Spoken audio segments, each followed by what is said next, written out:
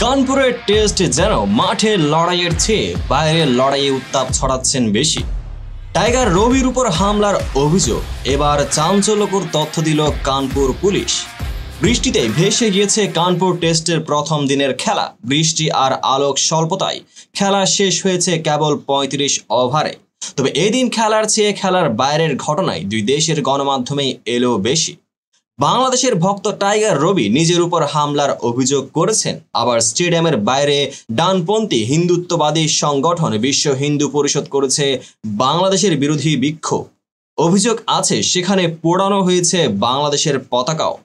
এর মাঝে টাইগার রবির উপর হামলার ঘটনা প্রাধান্য পেয়েছে বাংলাদেশ ভারত দুই দেশের গণমাধ্যমেই। ব্যাপক আকারে হয়েছে চর্চা, ভারতের নিন্দা করেও হয়েছে টুইটারে প্রতিবাদ। দেশটির টুইটার ট্রেন্ডেও আছে টাইগার রবির নাম, যদিও ঘন্টা খানেক পর জানা গেল একেবারেই ভিন্ন এক তথ্য। দুপুরে ভারতীয় সমর্থকদের হামলার অভিযোগ আনেন রবি, এরপরে অজ্ঞান হয়ে পড়েন। সে সময় তিনি জানিয়েছিলেন তাকে পাঁজরে এবং কোমরে আঘাত করা হয়েছে। হাসপাতালে আঘাত পর্যালোচনা করতেই সিটি স্ক্যান এবং এক্স রে পরীক্ষা করা হয়, সেখান থেকেই মেলেনি আঘাতের কোনো চিহ্ন।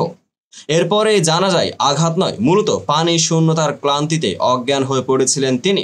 এরই মাঝে নতুন তথ্য দিয়েছেন কানপুরের কল্যাণপুর এলাকার এসিপি অভিষেক পান্ডে। ভারতীয় সংবাদ মাধ্যমে বলেছেন মারামারি অভিযোগ সম্পূর্ণ মিথ্যা, তাকে কোনো সমর্থক আঘাত করেনি। পুলিশ এবং মেডিকেল সাপোর্ট টিম তাকে জরুরি ভিত্তিতে সহায়তা করে এবং হাসপাতালে নিয়ে যায়। সে অনেক আগের থেকে ভালো অনুভব করছে।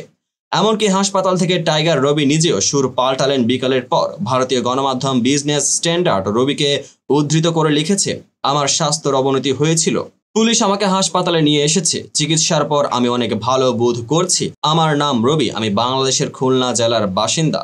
আমার বাবার নাম হাসান আলী। এর আগে চেন্নাই টেস্টেও টাইগার রবিকে হেনস্থা করা হয়েছিল বলে অভিযোগ আসে, যদিও সেবারে চেন্নাই পুলিশ এই অভিযোগ মিথ্যা বলেই জানিয়েছিল। তো বন্ধুরা, এই বিষয়টি আপনাদের কার কেমন লেগেছে অবশ্যই কমেন্ট সেকশনে আপনার মতামত জানাতে ভুলবেন না। আর চ্যানেলটিকে সাবস্ক্রাইব এবং পেজটিকে ফলো করে পাশেই থাকবেন যাতে পরবর্তী ভিডিওর সকল নোটিফিকেশন সরাসরি পেয়ে যান। দেখা হবে পরবর্তী ভিডিওতে।